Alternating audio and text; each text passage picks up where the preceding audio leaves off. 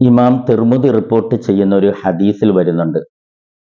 റസൂൽ തിരുമേനി സല്ലല്ലാഹു അലൈഹി വസല്ലം വളരെ ചെറിയ കുട്ടിയായിരുന്ന അനസ് റളിയല്ലാഹു അൻഹുവിന് കൊടുക്കുന്ന ഒരു ഉപദേശമാണ്. യാ ബുനയ്യ, എൻ്റെ പൊന്നു മോനെ, ഇദാ ദഖൽത, നീ വീട്ടിലേക്ക് എപ്പോൾ കയറിപ്പോയാലും ഫസല്ലിം അലാ അഹ്ലിക, നിന്റെ വീട്ടുകാരോട് നീ എപ്പോഴും സലാം പറഞ്ഞുകൊണ്ട് വേണം വീട്ടിലേക്ക് കയറാൻ. നീ എപ്പോൾ പുറത്തുപോയി വന്നാലും അസ്സലാമു അലൈക്കും വറഹ്മത്തുള്ളാ എന്ന് സലാം പറഞ്ഞുകൊണ്ട് വേണം വീട്ടിൻ്റെ അകത്തേക്ക് കയറാൻ. യക്കുൻ ബറക്കത്തൻ അലൈക വാല അഹ്ലി ബൈത്തിക, നിനക്കും നിന്റെ വീട്ടുകാർക്കുമെല്ലാം ഐശ്വര്യവും ബറക്കത്തും സന്തോഷവും ഉണ്ടാവുന്നതിന് കാരണമായി തീരും. വീട്ടിൽ സന്തോഷം വേണോ? വീട്ടിൽ സമാധാനം വേണോ? വീട്ടിൽ സ്വസ്ഥത വേണോ?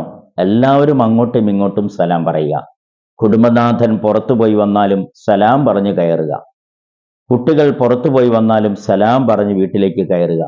അതിൽ വീട്ടിൽ സന്തോഷവും സ്നേഹവും അടുപ്പവും ഒക്കെ ഉണ്ടാവുന്നതിനും ബറക്കത്ത് ഉണ്ടാവുന്നതിനും കാരണമായി തീരുമെന്നാണ് ഈ ഹദീസ് നമ്മളെ ഓർമ്മപ്പെടുത്തുന്നത്.